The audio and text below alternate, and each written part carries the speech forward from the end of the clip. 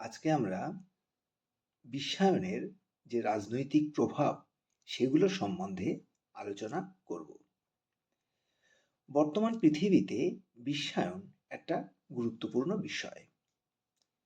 যদি আমরা এই বিশ্বায়নের উপর আলোকপাত করি তাহলে দেখতে পারবো যে ভারতবর্ষের যে রাজনৈতিক ব্যবস্থা তার উপর এই বিশ্বায়নের কিছু ইতিবাচক এবং কিছু নেতিবাচক প্রভাব কিন্তু রয়েছে। প্রথমেই এই বিশ্বায়নের যে ইতিবাচক প্রভাব সেই সম্বন্ধে আমরা আলোচনা করি। প্রথমেই আসা যাক রাজনৈতিক সচেতনতা বৃদ্ধি। বিশ্বায়নের ফলে সামাজিক মাধ্যম, যাকে আমরা সোশ্যাল মিডিয়া বলি, তার ব্যবহার কিন্তু যথেষ্টই বৃদ্ধি পেয়েছে। ফলে আন্তর্জাতিক এবং জাতীয় এইসব বিষয়ে যে গুরুত্বপূর্ণ খবরাখবর বা তথ্য তা কিন্তু এই সোশ্যাল মিডিয়ার মাধ্যমে তুলে ধরা হয়। এই কারণে এইসব খবরের দ্বারা ভারতীয় জনগণের রাজনৈতিক সচেতনতা যথেষ্ট বৃদ্ধি পেয়েছে। নাগরিকরা নিজেদের অধিকার সম্বন্ধে বর্তমানে অনেকটাই সোচ্চার হতে পারছে। তেমনি রাজনৈতিক প্রক্রিয়ায় নাগরিকদের আমরা আরো বেশি করে অংশগ্রহণ দেখতে পাচ্ছি। এই সোশ্যাল মিডিয়ায় কিন্তু নাগরিকদের এই অংশগ্রহণকে উৎসাহিত করেছে।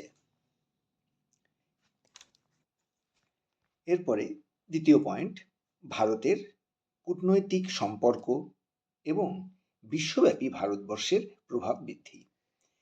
বিশ্বায়নের ফলে ভারতের কূটনৈতিক অর্থাৎ বৈদেশিক সম্পর্ককে আরো শক্তিশালী করে গড়ে তুলতে পেরেছে। বিভিন্ন আঞ্চলিক সংগঠন, যেমন ধরা যাক জাতিপুঞ্জ, G20, ব্রিক্স, বিমস্টেক, বিশ্ব বাণিজ্য সংস্থার মতো বিভিন্ন স্থানে ভারত কিন্তু বর্তমানে অংশগ্রহণ করছে এবং আগের তুলনায় এইসব সংস্থায় ভারতের সক্রিয়তা কিন্তু অনেক বৃদ্ধি পেয়েছে এবং যার ফলে বর্তমানে ভারত এক নতুন বিশ্বশক্তির পরিচিতি বা পরিচয় লাভ করেছে। ফলে আমরা বলতেই পারি বিশ্বায়নের প্রভাবে ভারতের কূটনৈতিক সম্পর্ক একদিকে যেমন উন্নত হয়েছে, তেমনি ভারতবর্ষের আন্তর্জাতিক সহায়তার ক্ষেত্রেও কিন্তু আমরা দেখতে পাই যে অনেক আন্তর্জাতিক সহযোগিতা বৃদ্ধি পেয়েছে। এরপরে আসা যাক তৃতীয় পয়েন্ট, নাগরিক আন্দোলনের প্রভাব বৃদ্ধি। বিশ্বায়নের ফলে ভারতীয় রাজনীতিতে নাগরিক সমাজ অনেক বেশি সক্রিয় হয়ে উঠেছে। যেমন যুদ্ধবিরোধী, সন্ত্রাস বিরোধী, পরিবেশ রক্ষা সংক্রান্ত যে বিষয়গুলো, এতে পৃথিবী জুড়ে যে আন্দোলন সংগঠিত হয়েছে তাতেও কিন্তু আমরা দেখতে পাই ভারতবর্ষ, বিশেষত ভারতবর্ষের নাগরিকরা সক্রিয় ভূমিকা গ্রহণ করেছে।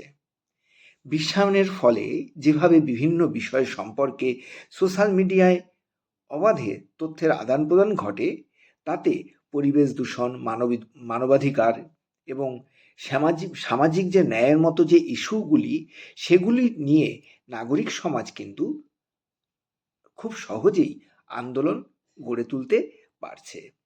তারা সোশ্যাল মিডিয়ার মাধ্যমে এই সব বিষয়গুলো সম্বন্ধে জ্ঞান অর্জন করতে পারছে এবং তারা আন্দোলন গড়ে তুলছে। এইভাবে ভারতীয় রাজনীতিতে নাগরিক আন্দোলন কিন্তু বর্তমানে একটা আলাদা এবং গুরুত্বপূর্ণ জায়গা করে নিয়েছে। এবার আসা যাক এই বিশ্বায়নের নেতিবাচক যে প্রভাব সেগুলি সম্বন্ধে একটু আলোচনা করা যাক। প্রথমেই আসি কর্পোরেট সংস্থার প্রভাব বৃদ্ধি। বিশ্বায়নের ফলে ভারতীয় যে রাজনীতি, সেখানে কর্পোরেট সংস্থাগুলির প্রভাব ক্রমাগত বৃদ্ধি পেয়ে চলেছে। বিশ্বায়নের এই বর্তমান সময়ে মূলধন, অবাধ পুঁজির আদান প্রদান, এক দেশ থেকে অন্য দেশে দক্ষ শ্রমিকের গমন, তথ্য প্রযুক্তির আদান প্রদান, বা তথ্য প্রযুক্তির মাধ্যমে অর্থ এবং শেয়ার হস্তান্তর, এই বিষয়গুলো খুবই একটা সহজ ব্যাপার হয়ে গেছে এবং যার ফলে এই বিষয়গুলিতে অন্যান্য দেশের মতো ভারত সরকারও যে আগে কর আদায় করত, সেই কর আদায় করার যে তার আগের ক্ষমতা, তা কিন্তু তাদের ক্ষুণ্ণ হয়েছে। দ্বিতীয় পয়েন্ট বলা যেতে পারে রাষ্ট্রীয় ক্ষমতা হ্রাস।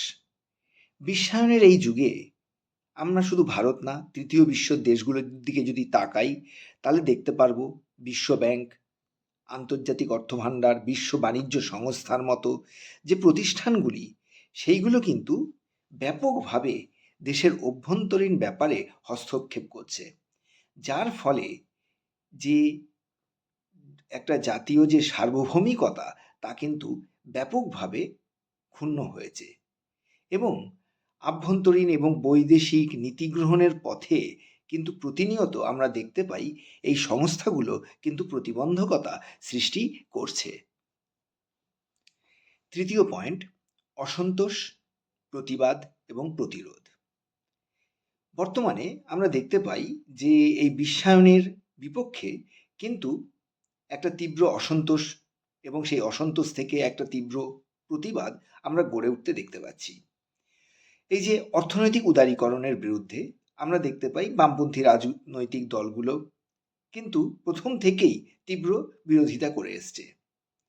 কর্পোরেট সংস্থাগুলির অবাধ প্রবেশের বিপক্ষে বিভিন্ন রাজনৈতিক দলগুলি, শিল্প শ্রমিক সংগঠনগুলি কিন্তু বিক্ষোভ প্রদর্শন করছে। আর তাছাড়াও এই বিশ্বায়নের ফলে যে ভারতবর্ষের প্রান্তিক কৃষকদের অবস্থা ক্রমাগত কিন্তু শোচনীয় হয়ে উঠেছে এবং কৃষকদের স্বার্থ রক্ষার্থে বিভিন্ন গোষ্ঠী কিন্তু বিভিন্ন সময় তীব্র আন্দোলনে নামতে বাধ্য হচ্ছে।